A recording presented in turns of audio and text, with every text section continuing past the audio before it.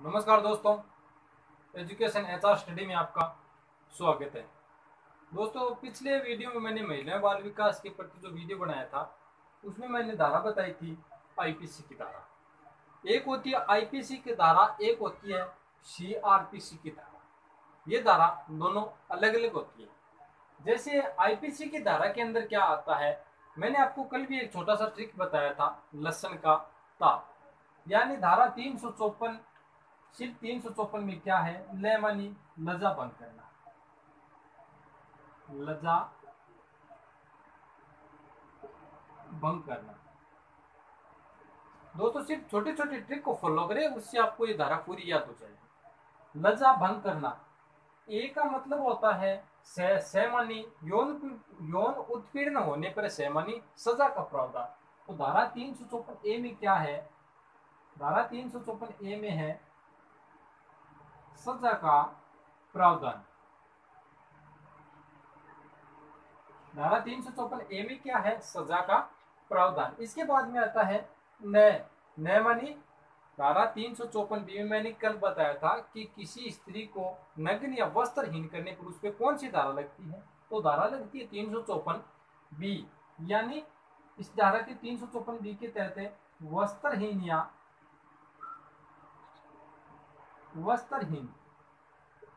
या नग्न। इसके बाद में धारा आती है 354 सी। मैंने बताया था का साइलेंट रहेगा, तामनी ताक जाक करना। तो धारा 354 सी में क्या होता है, ताक जाक करना। इसके बाद में धारा आती है 354 डी। डी का मैंने पैम का मतलब है पीछा करना। तो धारा 354 डी का मतलब है पीछा करना, किसी स्त्री का पीछा करना। जो आईपीसी की धारा है भारतीय दंड संहिता 1860, और एक होती है जो भारतीय दंड संहिता 1860 है, उसके अंदर कौन सी धारा आती है, आईपीसी की धारा। एक होती है दंड प्रक्रिया संहिता 1973 यानी सीआरपीसी की धारा। दंड प्रक्रिया संहिता सीआरपीसी की धारा का कानून कब बना, तो वो बना था 1973 में, और ये लागू कब हुआ, ये लागू हुआ 1974 में। यानी दंड प्रक्रिया संहिता सीआरपीसी की धारा का कानून 1973 में बनकर पारित हुआ और 1974 में ये लागू हुआ। सीआरपीसी की धारा क्या कहती है, वही आईपीसी की धारा तो कहती है किसी स्त्री की लज्जा भंग करना। उसके 354 में स्त्री की लज्जा भंग होती है, 354 ए से उसमें सजा का प्रावधान है। 354 बी की बात करें तो किसी स्त्री को वस्त्रहीन या नग्न करना। अगर 354 सी की बात करें तो मतलब सी का ताक झाक करना, और 354 डी की बात करें तो उसमें पीछा करना। एक धारा मैंने कल आपको एक और बताया कि धारा 509, धारा 509 ये कहती है कि किसी स्त्री को गाली गलौज अपशब्द कहे जाने पर जिससे उस स्त्री के लज्जा का अनादर हो तो उसके तहत उस पर कौन सी धारा लगती है, तो उस पर धारा लगती है धारा 509। तो ये जो धारा आती है 354 ए बी सी और डी, ये धारा आती है, ये आती है आईपीसी के धारा या भारतीय दंड संहिता 1860 के तहत।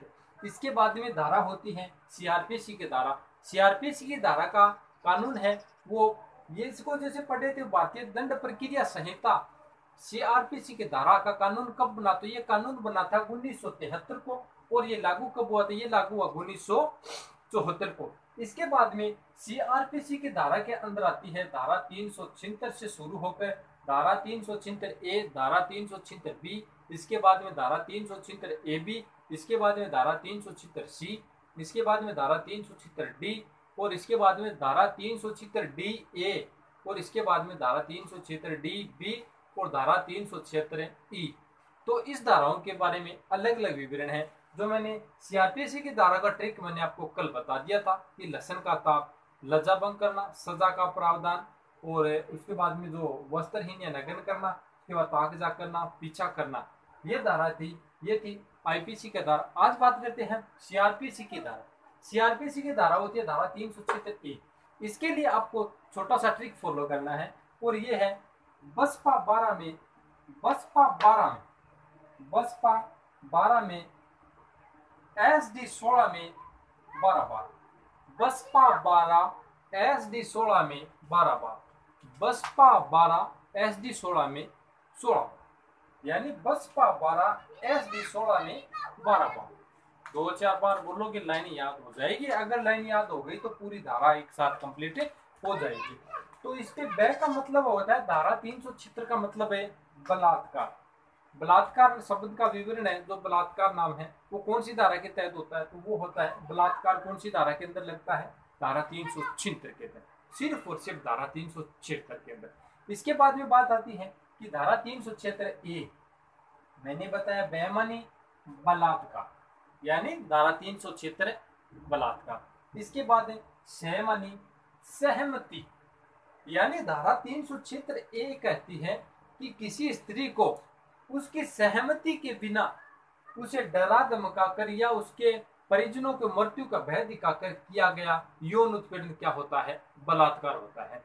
तो धारा 376A कहती है कि सहमति के बगैर अगर सहमति नहीं होती है तो उसके साथ यौन उत्पीड़न जो होता है वो बलात्कारी कहलाएगा, और उस पर जो धारा लगेगी वो लगेगी 376A, सहमानी सहमति, बेईमानी बलात्कार, सहमानी सहमति। इसके बाद होती है पा, यानी धारा 376B। धारा 376B क्या कहती है कि अगर पति और पत्नी दोनों अलग अलग रहते हैं, ध्यान से सुनिए, पति और पत्नी दोनों अलग अलग रहते हैं और अगर उसकी सहमति के बिना बनाया गया संभोग है, वो किसकी श्रेणी में आएगा, वो आएगा बलात्कार की श्रेणी में।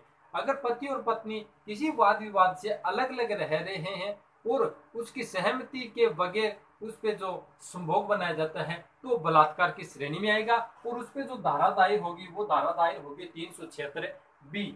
तो ब का मतलब बलात्कार, सह का मतलब सहमति या डरा धमकाकर उसके परिवारजनों को मृत्यु का भय दिखाकर किया गया काम क्या कहलाता है, सहमति।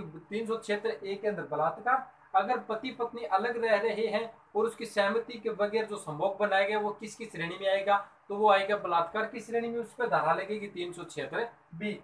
इसके बाद में धारा 376A और B, धारा 376A और B एक साथ, धारा 376AB।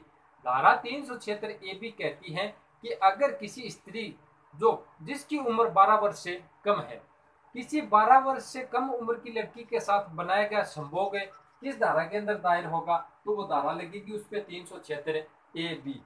यानी धारा 376AB क्या कहती है कि 12 वर्ष से कम उम्र की स्त्री के साथ बनाया गया संभोग है, तो कौन सी धारा दायर होती है, तो धारा दायर होती है 376AB।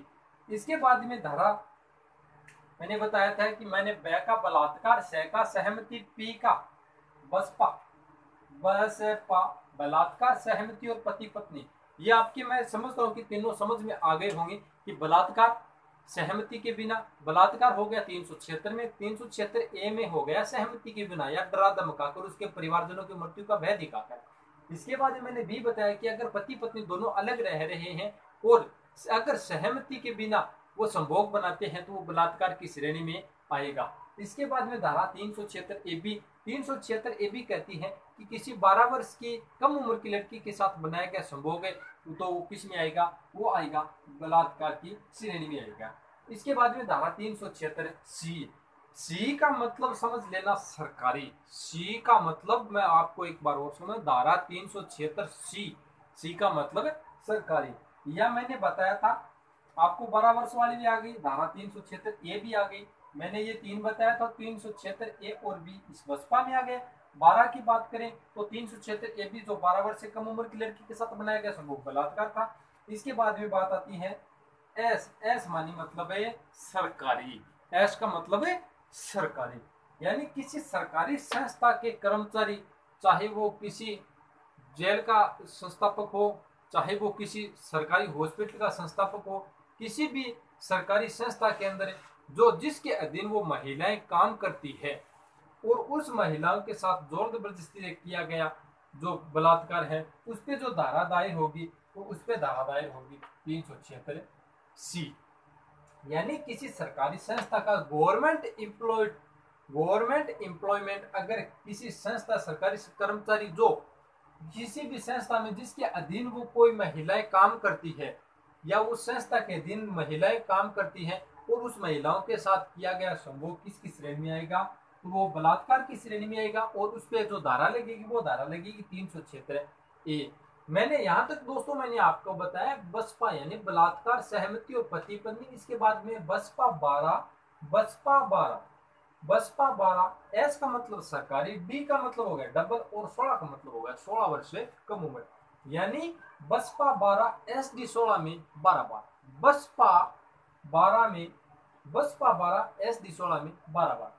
मैंने आपको यहाँ तक बता दिया कि सी का मतलब सरकारी से समझ लेना चाहिए, एस का मतलब सरकारी समझ लेना, यानी सरकारी एम्प्लॉयमेंट की संस्था में जो महिलाएं अधीन होकर जो काम करती है उसके साथ किया गया जोर जबरदस्ती कार्य क्या कहलाएगा, बलात्कार की श्रेणी में उस पर धारा लगेगी, वो धारा लगेगी 376 सी। इसके बाद में धारा 376 डी, डी का मतलब डबल, डी का मतलब ही समझ लेना डबल, याद रखने के लिए डी का मतलब डबल, यानी धारा 376 दो या दो से अधिक या एक से अधिक सामूहिक तौर पर किया गया बलात्कार कौन सी धारा के अंदर आएगा, तो उस पर धारा लगेगी 376 डी। डी आप एक अपने नजरों में बिठा लेना कि डी का मतलब डबल, यानी एक या एक से अधिक व्यक्तियों के द्वारा किसी महिला के साथ बनाया गया संबंध कौन सी धारा के अंदर होगा, तो वो धारा 376 डी। तो मैंने यहाँ तक मैंने आपको बताया स का मतलब सरकारी और डी का मतलब डबल, यानी 376 डी में दो या दो से अधिक या एक से अधिक लोगों द्वारा बनाया गया किसी स्त्री के साथ सामूहिक संबंध बलात्कार की श्रेणी में आएगा, और उस पर जो धारा दायर होगी वो धारा दायर होगी 376 डी। इसके बाद में धारा 376 डी ए, धारा 376 डी ए क्या कहती है कि 16 वर्ष से कम उम्र, डी का मतलब आप डबल से मत छोड़ देना, डी का मतलब ही डबल, यानी डी में इसमें तो कहा गया कि एक या एक से अधिक या दो से अधिक सामूहिक रूप से किया गया बलात्कार कौन सी श्रेणी में आएगा, तो वो धारा लगेगी 376 डी। इसके बाद में डी ए, धारा 376 डी ए में क्या कहते हैं कि 16 वर्ष से कम उम्र में, 16 वर्ष से कम उम्र की स्त्री के साथ एक या एक से अधिक या सामूहिक बलात्कार, यानी 16 वर्ष से कम उम्र की लड़की के साथ एक या एक से अधिक व्यक्तियों द्वारा सामूहिक तौर पे बनाया गया बलात्कार वो कौन सी कौन धारा के तहत आएगा, तो वो धारा लगेगी उस पर 376 डी ए। तो मैं याद करता हूँ कि आपको 376 डी ए भी ध्यान में होगा, डी का मतलब ही आप डबल रखना, इस डी पे भी या एक से अधिक हो गया। डी ए की बात करें तो 16 वर्ष से कम उम्र की लड़की के साथ एक या एक से अधिक व्यक्तियों द्वारा बनाया गया सामूहिक बलात्कार। अगर 376 डी और बी की बात करें, 376 D B, 376 D B, D A में तो होता है 16 वर्ष से कम उम्र की लड़की, और 376 डी बी का मतलब होता है कि 12 वर्ष से कम उम्र की लड़की के साथ एक या एक से अधिक व्यक्तियों द्वारा, यानी 12 वर्ष की कम उम्र की लड़की के साथ एक या एक से अधिक व्यक्तियों द्वारा सामूहिक रूप से किया गया बलात्कार कौन सी धारा के अंदर होगा, तो उस पर धारा लगेगी 376 डी। यहां तक आपको समझ में आ गया होगी बसपा 12 एस डी 16 में 12 बार। तो मैंने आपको बताया था कि एस का मतलब मैंने समझाया था आपको सरकारी, डी का मतलब मैंने बता दिया आपको डबल, 16 का मतलब मैंने डी ए में 16 वर्ष से कम में यह रहेगा साइलेंट, 12 का मतलब मैंने डी और बी में जो 12 वर्ष से कम उम्र की स्त्री के साथ सामूहिक रूप से एक से अधिक लोगों के द्वारा बनाया गया बलात्कार हुआ। अब लास्ट में धारा बनती है 376 ई। धारा 376 ई क्या कहती है कि जो सीआरपीसी की धारा है जिसके अंदर 376 ए बी सी डी ये सभी धारा एक बार जिस व्यक्ति के ऊपर लग गई है या उस धाराओं के अंदर उस पर मुकदमा दायर हो गया, अगर एक बार होती है तो कोई बात नहीं, अगर इसकी पुनरावृत्ति होती है या दोबारा इस धारा उसी व्यक्ति पे यही धारा दोबारा लगती है तो वो एक संज्ञेय अपराध माना जाएगा, और उस पे जो धारा लगेगी कि एक बार उसने जो ऐसा काम कर लिया और एक बार करने के बाद जब उस पे वही धारा दूसरी बार लग जाए, यानी पुनरावृत्ति या बार बार दोबारा वही धारा लगनी है, तो वो धारा किस धारा के तहत उस पे जो मुकदमा दायर होगा वो धारा 376 ई के तहत होगा कि इस व्यक्ति ने पहले एक बार ये काम कर दिया है और दोबारा भी इसी मतलब यही काम दोबारा कर दिया है, तो उस पे जो मुकदमा दायर होगा वो 376 ई के अधीन होगा। तो दोस्तों याद रखना कि धारा 376 है की जो है वो बलात्कार से संबंधित है, और जो बलात्कार की जो धाराएं होती हैं ये सब सीआरपीसी के अंदर आती है। सीआरपीसी की धारा का कानून कब बनाया गया, तो 1973 में बना और 1974 में लागू किया गया। सीआरपीसी की धारा के अंदर आपको याद रखना 376, और मैंने लज्जा भंग करने के बारे में सजा का प्रावधान है तो आईपीसी की धारा के अंदर आपको याद करना है 354, और जो सीआरपीसी की धारा है उसके अंदर आपको याद रखना है 376। आप ये दो शब्द पकड़ लेना, 354 और 376। छोटा है, छोटा है 354, 376 से 354 छोटा है। छोटी कौन सी होती है? आईपीसी, और बड़ी कौन सी होती है? सीआरपीसी। यानी 354 तो हो गई आईपीसी के अंदर और 376 हो गई सीआरपीसी। सीआरपीसी और आईपीसी दोनों अलग अलग है। आईपीसी की धारा भारतीय दंड संहिता 1860 के अधीन आती है और सीआरपीसी की धारा का कानून 1973 में बनाया गया और 1974 में लागू किया गया। तो मैं उम्मीद करता हूं कि मेरे द्वारा पढ़ाया गया महिला एवं बाल विकास सेशन के जो टॉपिक मैंने यहाँ से वीडियो उठाया तो मैंने समझाया कि पिछले वीडियो मैंने ये आपको बता दिया है। इस वीडियो मैंने दोनों का कंपैरिजन कर बच्चों को सबसे ज्यादा समझ में आए तो उसी के आधार पे मैंने ये बताया। आशा करता हूं कि मेरे द्वारा पढ़ाया गया वीडियो आपको पसंद आया होगा। अगर पसंद आए तो लाइक, शेयर और सब्सक्राइब करना ना भूले और आगे भी अपने दोस्तों को शेयर करें और सब्सक्राइब करते रहे। सब्सक्राइब करने से और बेल आइकन की घंटी दबाना ना भूलें, क्योंकि आने वाला वीडियोस का नोटिफिकेशन सबसे पहले आपके पास पहुंचे। तो मैं उम्मीद करता हूं कि मेरा वीडियो शुरू से लेकर अंत तक जरूर देखें और आगे भी अपने दोस्तों के पास शेयर करें और इससे आगे का जो प्रश्न बनेगी मैं अगली वीडियो में आपको पहुंचा दूंगा। धन्यवाद।